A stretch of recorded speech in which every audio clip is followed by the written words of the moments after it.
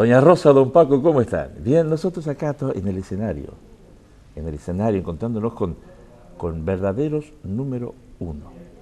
Yo creo que si a los Reyes Magos les pido la entrevista con un número uno de la música, no serían capaces de hacerme el regalo que voy a tener ahora, el regalo que me hizo, que nos hizo Soledad Sánchez, que es nuestra productora, porque vamos a tener el placer de dialogar con el maestro Jorge Pardo. Maestro, ¿Cómo estamos? ¿qué más se puede pedir? Bueno, nada, yo soy de pedir poca cosa. Incluso lo de maestro ya también me sobra un poco, la verdad. ¿Cómo quiere que lo llamemos? Jorge, Jorge, sí. usted sabe que eso también es de maestro, la humildad de los grandes. No, bueno, no es una cuestión de humildad, hombre, cada uno somos, si tuviéramos que llamar maestro, también al que le va a comprar el pan también tendríamos que llamarle maestro. Maestro, deme usted una barra de pan de esas que usted hace tan buenas, ¿no? Eso es verdad. O deme usted unas croquetitas de esas que hace, en fin, yo qué sé, cada uno tenemos nuestro, así que bueno, Cada uno con su arte. exactamente. Y el arte de Jorge Pardo es la música. Pues sí, yo creo que ya si nos vamos un poco más, ya, un poquito más allá, yo creo que es una manera de vivir, ¿no? La música pertenece también a lo que suena, no es solamente las notitas que suenan, sino también es una tendencia, una manera de vivir, una manera de expresarse, ¿no? Que es lo que sale luego cuando estás en un escenario y te salen esas notas, esas melodías, esas historias, te sale una manera de vivir, no exactamente una nota, ¿no? O una armonía. Yo creo, porque soy seguidor suyo, en alguna entrevista le escuché decir que la mejor manera de comunicarse es con la música, que las palabras no le gustaban tanto. Sí, soy poco de palabras, aunque bueno, me he acostumbrado en la vida también, pues lógicamente uno tiene que comunicarse y aprendes. Yo más bien lo que he aprendido quizá en todo este tiempo es a decir sin tapujos lo que siento, ¿no? Y cómo lo veo, ¿no? A uno le cuesta, parece que o dices frases hechas, tópicos que están hechos y tal, que todo el mundo entiende como, ah, qué interesante, qué tal, pues ¿con qué música has tocado? Pues joder, ah, sí, qué bueno, pues ¿qué disco has? Joder, este es fantástico. Y digamos, tiene esa complicidad, pero yo he optado de hace tiempo por decir la verdad de lo que pienso y de lo que siento, aunque a veces no sea, a lo mejor, no obedezca a esos tópicos, ¿no? Por otro lado, si no tuviera que decir nada y tocar solo, pues todavía sería bastante mejor. Sería el paraíso, Exactamente. el mundo feliz. Por lo tanto, usted se escapa de lo políticamente correcto, digamos. Pues podrías decir eso, se podría pensar eso, puesto que también en la música que hago y por donde me ha llevado la vida ha sido por unos caminos que he tenido que, por así decirlo, que descifrarlos, ¿no? que inventarlos, si cabe la expresión, ¿no? Quiero decir que no he seguido una tendencia, una línea determinada o predeterminada que hayan seguido otros maestros, de los que algo se haya aprendido, sino que los maestros de los cuales he aprendido han seguido su propia línea. En consecuencia, lo mejor que podía aprender de mis maestros es a seguir mi propia línea. Eso cuesta un poquillo de trabajo y de pues a veces eso de soledad también y de incomprensión, a veces también, ¿por qué no? ¿Me equivoco si digo que Jorge Pardo dice lo que piensa de la misma manera que toca la música que lo emociona? Sin duda ninguna. Quizás eso sería, sí, lo más, lo que he querido expresar al principio, ¿no? Sí, me he visto en mi vida musical descubriendo nuevos paisajes, paisajes que eran vírgenes, que no se habían visto nunca, paisajes musicales me refiero, y en consecuencia también he tenido que aprender a vivir con eso que no es tan habitual y que un puñado de artistas pues nos dedicamos a hacer eso. Bueno, en realidad el arte tiene esa vocación, ¿no? Realmente, ¿no? De cada uno contar las cosas a su manera, ¿no? Y tener la valentía de decirlo a su manera. ¿Me equivoco si lo relaciono a Jorge Pardo con el jazz, con el flamenco o con la fusión jazz-flamenco? Bueno, lo de la fusión es un poco redundante, ¿no? Porque esos dos géneros que has mencionado, géneros musicales, que para mí son dos culturas, tienen muchísimo que ver una de la otra, aunque las estéticas son muy diferentes y aparentemente diferentes. Y también su procedencia es aparentemente diferente, porque la madre África las une a las dos, ¿no? Pero, pero sí, esas dos tendencias o dos culturas que parece que mucha gente se esmera por decir, por hablar de la pureza del jazz o de la pureza del flamenco, pues yo lo que he vivido es que tal pureza realmente de verdad no existe. La pureza es más bien un concepto poético o filosófico o trascendental, pero la pureza no es real, ¿no? Esas dos músicas en su mismo crisol de nacimiento ya tienen influencias de muy diferentes culturas, ¿no? Usted nació en Madrid, maestro. Exactamente. Nadie es perfecto. ¿Y su relación con la música cómo nace? Pues yo soy uno de esos casos de vocación de niño, ¿no? Como diría aquel, ¿no? De niño, yo qué sé, me volaba la cabeza la música cuando escuchaba la música y escuchaba hablar a las personas mayores y me gustaba mucho más la música. Y para cualquier cosa, pues la música estaba siempre presente, aunque fuera caminando por la calle, los ruidos de los coches, cualquier historia a compás, el tren, el paso del tren en una vía del tren siempre tiene su ritmo, el metro, ¿no? Todo eran señales siempre de música, hasta que cuando ya fui creciendo, lógicamente dije yo, tengo que saber cómo se hace esto, ¿no? ¿Qué hay ahí dentro, ¿no? Y fui a por ello. ¿A los cuántos años? Pues no sabría decir, precisarte, pero supongo que esa edad cuando tienes 8 o 9 años, que es cuando sientes esa pasión, ¿no? Por decir, bueno, quiero saber esto de qué se trata, ¿no? Supongo que sería esa edad. ¿Y por qué la flauta? Bueno, eso ya es una destilación de una serie de consecuencias más o menos casuales o causales. Tocaba la guitarra como cualquier españolito de a pie y tenía compañeros pues que eran un poco más mayores que yo, amigos que nos juntábamos en el parque a tocar y tocaban pues mucho mejor que yo la guitarra, ¿no? Así que de repente un día cayó una flauta en mis manos, sin alargar la historia, cayó una flauta en mis manos y vi que podía juntarme con los guitarristas y tocar la flauta y ahí nació como una nueva historia para mí. ¿Y cuando coge el saxo entre sus manos, fue una traición a la flauta? ¿O fue un corazón No, partido? no. Eres muy poeta tú. Pues no. Fue una consecuencia más, quizá hasta más práctica de la vida, ¿no? En ese momento, en la profesión, cuando ya empecé a conseguir algunos contratos, muy de jovencito, pues pedían que el flautista tocara o el saxofonista tocara flauta o el flautista tocara saxo. Así que, bueno, ya también había escuchado muchos saxofonistas que me encantaban de la época, como Coltrane o Parker, etcétera, Sonny Rollins, etcétera, Wayne Shorter. Y de repente dije, bueno, pues es el momento de empezar con otro instrumento, así que a los poco tiempo de tocar la flauta, a los 3 años así de tocar la flauta, me cayó un saxo en mis manos también. ¿Cómo fue la primera vez?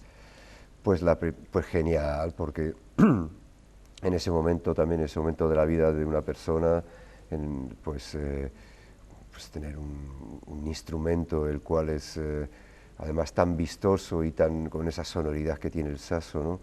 Y todo eso por descubrir es como un regalo envenenado, ¿no? Porque bueno, de hecho me lo prestaron, iba a decir me lo regalaron, no, pero me lo prestaron en la Big Band que había de la base de Torrejón, la base americana, militar, tenían una Big Band y me propusieron, sabían que andaba detrás de un saxo, y yo pues debía de tener 14 o 15 años, me propusieron tocar el saxo barítono, que no tenían un baritonista en esa época. Y bueno, pues dijeron, a este le vamos a engañar, le vamos a poner el barítono. Y eso es lo que hicieron, me engañaron, me dieron un barítono y me encantaba el saxo barítono. ¿Es cierto que el saxo es el instrumento de los músicos solitarios?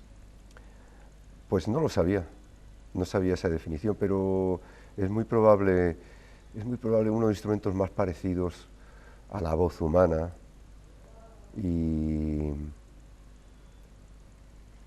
y también uno de los instrumentos más callejeros que hay, puesto que, bueno, pues con la guitarra o con una percusión, el saxo yo creo que va detrás. Yo a veces cuando escucho un saxo, me parece que el saxo llora, que el saxo desgarra, que el saxo tiene una línea directa al corazón. Sí, todos los instrumentos. De hecho, yo creo que de ahí viene la etimología de la palabra instrumento. Un instrumento es algo que te sirve para hacer algo, alguna tarea, ¿no? Y, y todos los instrumentos debieran tener esa vocación. Yo soy de los que no tengo demasiado culto al instrumento, tengo culto a la música, ¿no? Luego, es probable que si me quitas la flauta, pues haré música con el piano, y si me quita el piano, pues lo haré con otra cosa, y si me quita otra cosa, pues Con lo los seguiré dedos. haciendo exactamente. Maestro, ¿cuándo Jorge Pardo se da cuenta que está en un nivel altísimo de la música? Que llegó a codearse con los grandes maestros. Ya, pues no sé, es un momento que quizá no he querido darme cuenta, y no por humildad o falsa modestia, como a lo mejor me vas a apuntar después, sino más bien casi como una especie de un síndrome de Peter Pan, si quieres, ¿no? Nunca llegas a estar realmente a saber nada, siempre te gusta tener la sensación de que tienes todavía mucho más por delante, ¿no? De lo que tienes por detrás, ¿no? Y entonces, en consecuencia, yo creo que no he ejercido sobre mí demasiado violentamente esa idea que me propones. Pero es verdad que pues ya tengo unos cuantos años y es verdad que por lógica, pues claro, uno echa la vista atrás también de vez en cuando y dice, he tocado aquí, he tocado allá, he hecho esto, he hecho lo otro, he tocado con fulanito, con menganito, con tal, igual, madre mía, he hecho unas cuantas cosas. A Jorge Pardo no le gusta que le digan maestro. Bueno, no es que no me guste, Bien. pero prefiero otro Es evitable, trato. si lo podemos evitar, mejor. Es otro trato. ¿A quién le llama maestro Jorge Pardo? Pues mira, sinceramente he tenido la oportunidad de llamar maestro a mis maestros, y por la misma fórmula que te he dicho antes, he preferido siempre llamarles por su nombre y tener esa complicidad de amigo o de hermano mayor, si quieres, o hermano pequeño, y evitar ese culto a ese maestrismo, ¿no? Que sea una cosa más cotidiana y más cercana, más... Priorizar el ser humano. Exactamente. Así que al mismo, por ejemplo, pues, fíjate, con Paco de Lucía, que eché muchos años con él, pues ahí me daba un poco corte porque también hubo un momento ya, pues, con unos cuantos años que ya, claro, todo el mundo le llamaba maestro y tal, maestro. Y yo, ¿qué pasa, Paco?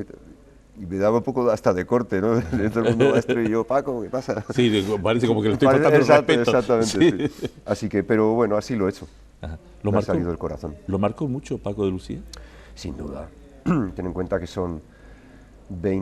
sido casi 20 años de giras por todo el mundo, en un momento de la vida en la cual pues él también era joven, él tendría unos 30, yo tendría unos 20, pues tanto para él como para mí son pues esos dos momentos que estás descubriendo el mundo, las cosas, la música, tus tendencias, y en fin, y un montón de cosas más de la vida, con lo cual ese descubrimiento mutuo del uno al otro y ese gran hermano, por así decirlo, que se vive en las giras donde desayunas, comes, cenas, te vas de fiesta, te cuentas tus penurias, te cuentas tus alegrías,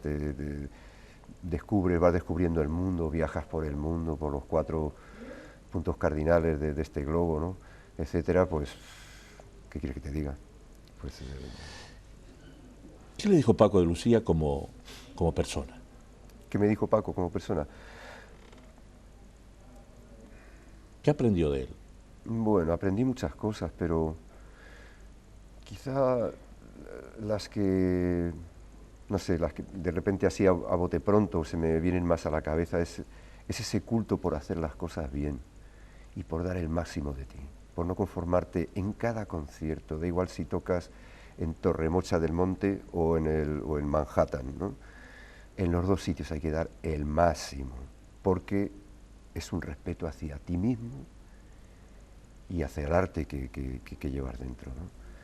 Ese respeto está por delante, si cabe, del respeto al público, que también por supuesto está, pero ese respeto por hacer las cosas bien siempre, siempre que cojas una guitarra en tus manos, una flauta, siempre hay que hacer las cosas bien. Ese culto, por eso me caló profundo. ¿Es perfeccionista? Paco era perfeccionista hasta la enfermedad. Yo, perdonadme, pero no le he seguido a ese punto. Yo veo la música más también como un disfrute. Y en muchas ocasiones Paco era obsesivo. Y esa obsesión que todos los músicos padecemos, no es que yo me quiera escapar de eso, también me toca, pero hay un momento en que digo, esto es para disfrutar, y esto es para pasárnoslo bien, y esto es para hacerlo pasar bien a la peña y tal, y en fin, la obsesión y el ¿cómo se dice? Las penas, hasta un punto, es también a partir de un punto, vamos a volar juntos. ¿Y cómo se hace para poner el freno de mano? En realidad no pones, más bien quitas el freno de mano, Quitas si es a lo que te refieres con lo que te estaba contando, ¿no? Lo quitas porque en realidad lo que quieres es gozar. Entonces, yo siempre hablo de que la primera vez que tuve un instrumento en mis manos, una guitarra, ¿no? No sabía tocar la guitarra y le daba al bordón, ping, ping, ping, ping, ping, ping. Y ese sonido que se produce, que tienes la caja de resonancia abrazada en tu cuerpo, y ese disfrute del oído limpio, en el silencio, de ver alargar la nota hasta el final, hasta cuando muere, que casi no muere nunca, si te quedas escuchando en el silencio. Ese es un gozo. Y yo me debo a ese gozo de hacer música, de producir sonido, de disfrutar con producir un sonido, ¿no? ¿La música le dio todo? Te podría decir que sí, aunque como no tengo nada, pues a lo mejor me dio nada. No sé. No tengo... No soy de hacer de acopio de las cosas, y lo que tengo, quizá porque he tenido siempre una gran fortuna en esta vida, de que me han venido las cosas a la mano. Entonces no he necesitado robar 2 kilos de manzana. Con robar una manzana me ha bastado. Mañana voy y robo otra. Muy bueno, esa, muy bueno. ¿Y qué le quitó la música, maestro? ¿Qué factura tuvo que pagar por ser Jorge Pardo? Esas O son para duras. ser Jorge Pardo. Esas sí son duras porque te quita un poco la cotidianidad de la vida. Muchas de las cosas de la cotidianidad de la vida las desordena. Para empezar, pues por una vida familiar. Para continuar con una vida laboral, económica, aseada. Para continuar por una vida gremial. En fin, son muchas cosas en las cuales en la vida de un músico, cuando la vives con esa intensidad y en esa dirección como yo lo he hecho, pues todas las cotidianidades se te quitan del camino, ¿no? Y son duras muchas veces porque a todo el mundo le gusta tener una casa, y por los diferentes momentos en los que vives en tu vida, pues también tienes hijos, y tienes familia, obedeces a las emociones que eso te produce, y combinar eso con la aventura de la música total es difícil. ¿Qué le falta? Me falta tiempo para hacer todo lo que me apetece hacer. Es lo único que me falta. ¿Qué le apetece hacer? Pues tengo un montón de temas de música en mi cabeza, que por un simple hecho cronológico creo que en mi cabeza se van a quedar muchas de ellas. ¿Es feliz, maestro? Soy feliz en lo que se puede decir mi yo interno y mi mi más cercano, mis relaciones más cercanas. Cuando miras un poco más allá y ves el mundo cómo funciona y las cosas que hay en el mundo y la gente cómo se comporta, con la poca dignidad que hay en muchas cosas, ¿no? Y en muchos ámbitos de la vida y no precisamente en un sitio geográfico localizado, que también te afecta más el tuyo más próximo, pero ves que allí también pasa y en el otro sitio pasa, y, uy, allí pasa peor, allí están un poquito mejor, pero allí están peor. Y cuando ves todas esas cosas, pues lógicamente te duele, ¿no? Así que intento aislarme de ellas.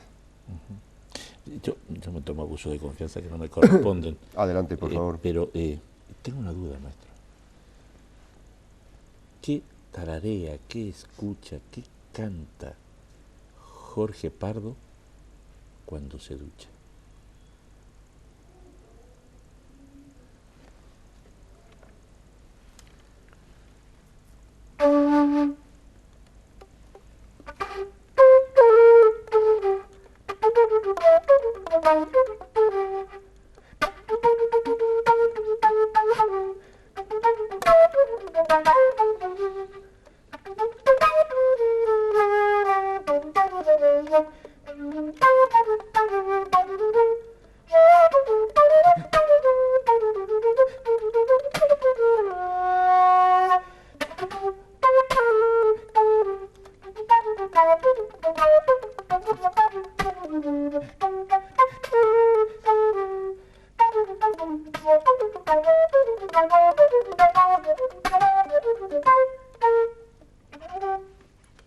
Algo así, podría ser. Vine a hacerle una entrevista y a confesar mi admiración al maestro Jorge Pardo. Y me voy muy contento porque he conocido a Jorge Pardo. Ole. Muchas gracias. Yo también, muy contento. Jorge Pardo estuvo con nosotros tomando un café.